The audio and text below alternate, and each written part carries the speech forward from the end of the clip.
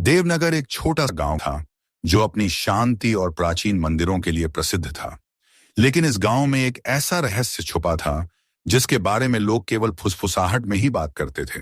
नवरात्रि के दिनों में दिखने वाली वह अदृश्य लड़की राधा, एक जिज्ञासु और साहसी युवती जो अपनी मां के साथ इस गांव में रहती थी, हमेशा से इस रहस्य के बारे में सुनकर उत्सुक रहती थी। उसकी दादी ने एक बार उसे बताया था, बेटी, नवरात्रि की 9वीं रात को जब मां दुर्गा की आरती होती है, तब मंदिर की वह चौकी जिस पर कोई मूर्ति नहीं रखी जाती, उस पर एक लड़की बैठी दिखती है। लेकिन जैसे ही पूजा खत्म होती है, वह गायब हो जाती है। राधा ने पूछा, क्या वह कोई भूत है? दादी ने डरावने अंदाज में कहा, नहीं, वह कोई भूत नहीं बल्कि एक अधूरी आत्मा है और वह किसी का इंतजार कर रही है। उस दिन के बाद से राधा के मन में एक ज्वाला सी जल उठी। वह उस रहस्य को सुलझाना चाहती थी। नवरात्रि का 8वां दिन था। राधा ने ठान लिया कि वह आज रात मंदिर में छिपकर बैठेगी और देखेगी कि क्या सच में कोई लड़की वहां प्रकट होती है। रात के गहन अंधेरे में, अब जब पूरा गांव सो चुका था, राधा मंदिर की एक कोने में छिप गई। घंटों बीत गए। तभी अचानक चौकी के पास का दीपक हिल उठा। हवा में एक ठंडी लहर दौड़ गई। राधा की सांसें तेज हो गईं और फिर वह प्रकट हुई। एक युवती लंबे काले बालों वाली सफेद साड़ी पहने चौकी पर बैठ गई। उसकी आंखों में एक गहरा दर्द था, मानो वह सदियों से किसी चीज का इंतजार कर रही हो। राधा ने साहस जुटाया और धीरे से पूछा, तुम कौन हो? लड़की ने धीरे से सिर उठाया।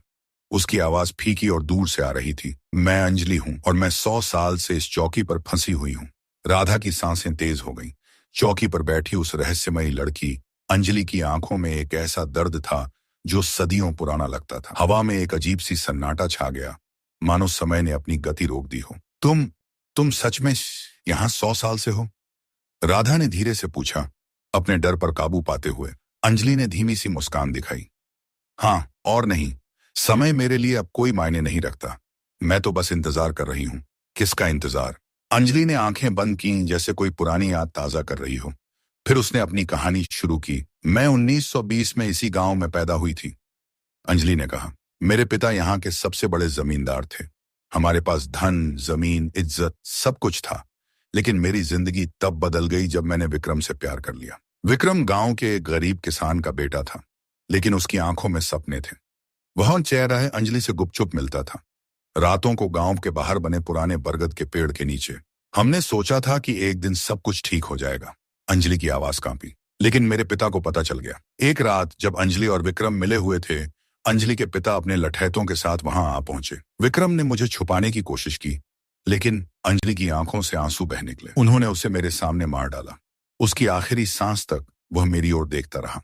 राधा का गला सूख गया। और तुमने? मैं जी नहीं सकी। अगले ही दिन, नवरात्रि के 9वें दिन, मैंने इसी मंदिर में यह चौकी चुनी और अपनी जिंदगी खत्म कर ली। लेकिन मरने के बाद भी मुझे शांति नहीं मिली, अंजलि ने कहा। मेरे पिता ने एक तांत्रिक को बुलाया था।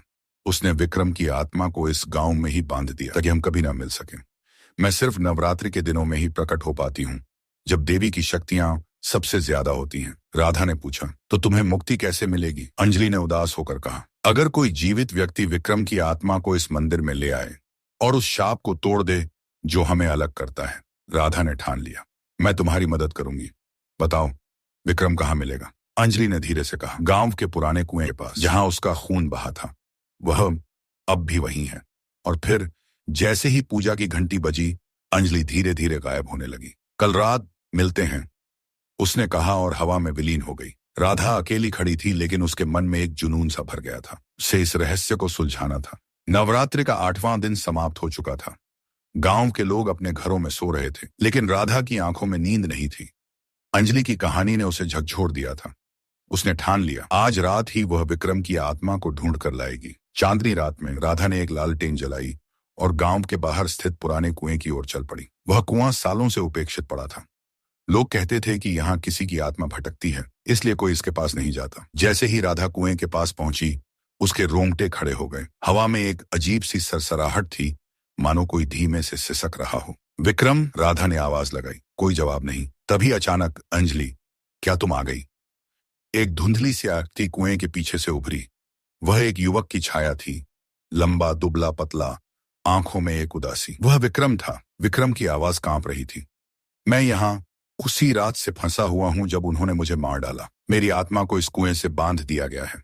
राधा ने पूछा, क्या तुम अंजलि से मिलना चाहते हो? विक्रम की आंखों में एक चमक आ गई। हाँ, लेकिन मैं मंदिर में नहीं जा सकता। वहां एक शाप है जो मुझे रोकता है। राधा ने ठान लिया, मैं तुम्हें वहां ले चलूंगी, बस मुझे बताओ क्या करना होगा। विक्रम ने कहा, इस कुएं के पास एक पुराना पीपल का पेड़ है। उसकी जड़ों में एक काला पत्थर दबा हुआ है। अगर तुम उसे निकाल कर तोड़ दो तो मैं मुक्त हो जाऊंगा। राधा ने पेड़ की जड़ों को खोदना शुरू किया।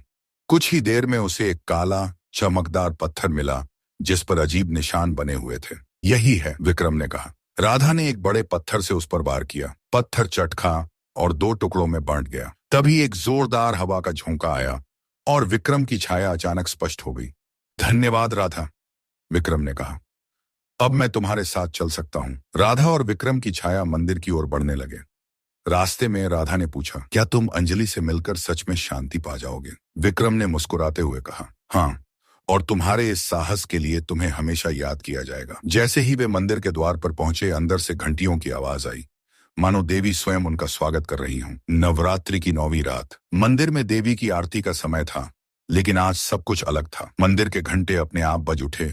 दीपकों की लौएं तेज हवा के बावजूद नहीं बुझी। पुजारी ने आंखें बंद कर प्रार्थना की, माँ, आज कुछ अद्भुत होने वाला है। राधा विक्रम की छाया को लेकर मंदिर के प्रांगण में पहुंची। अंदर चौकी पर अंजलि पहले से ही बैठी थी।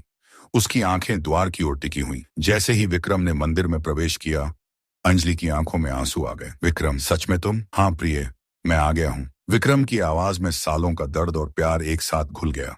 तभी अचानक मंदिर की दीवारों से काले धुएं जैसी आकृतियां निकलने लगीं। पुजारी चिल्लाया, सावधान, वह तांत्रिक का अंतिम जाल है। एक भयानक आवाज गूंजी, मैं तुम्हें मिलने नहीं दूंगा। राधा ने देखा, एक विकृत सी छाया मंदिर के गर्भगृह से निकलकर अंजलि और विक्रम की ओर बढ़ रही थी। वह तांत्रिक की आत्मा थी जिसने उन्हें बांध रखा था। राधा ने झट से मां दुर्गा की मूर्ति के पास रखा एक कलश उठाया। उसमें पवित्र जल भरा था। यह लो। उसने वह जल काले धुएं पर फेंका। धुएं में से चीख निकली। तांत्रिक की छाया कमजोर पड़ने लगी। पुजारी ने ऊंचे स्वर में मंत्र पढ़ना शुरू किया। अंजलि और विक्रम एक दूसरे के हाथ पकड़कर खड़े हो गए। उनके शरीर से एक कोमल प्रकाश फैलने लगा। धन्यवाद राधा, अंजलि ने मुस्कुराते हुए कहा। तुमने न सिर्फ हम मुक्ति दिलाई, बल्कि इस गांव को भी शाप से मुक्त किया। विक्रम ने आंखों से आंसू पोंछते हुए कहा, हम तुम्हारा ऋण कभी नहीं चुका पाएंगे। और फिर एक चमकदार प्रकाश में दोनों आत्माएं धीरे धीरे आकाश की ओर उठने लगी। मंदिर की सभी घंटियां अपने आप बज उठीं। पुजारी ने आंखें बंद कर प्रार्थना की। अगली सुबह जब गांव वाले मंदिर पहुंचे तो वह चौकी जहां अंजलि बैठा करती थी पूरी तरह साफ थी। उस पर अब सफेद फूलों की माला रखी हुई थी। पुजारी ने राधा के कान में कहा, कल रात मैंने सपने में देखा अंजलि और विक्रम स्वर्ग की ओर जाते हुए। उन्होंने तुम्हारा आशीर्वाद मांगा। राधा ने आसमान की ओर देखा। कहीं दूर दो तारे एक साथ चमक रहे थे। उस दिन के बाद से मंदिर की वह चौकी हमेशा के लिए खाली रही। लेकिन गांव वाले कहते हैं कि नवरात्रि की 9वीं रात को अगर कोई शुद्ध मन से वहां बैठे तो हवा में एक मीठी सी खुशबू और दूर से घंटियों की आवाज सुनाई देती है। तो दोस्तों, आपको ये कहानी कैसी लगी? अपनी राय कमेंट में जरूर बताएं। अगर कहानी पसंद आई हो तो वीडियो को लाइक, कमेंट और शेयर करना ना भूलें। Thank you.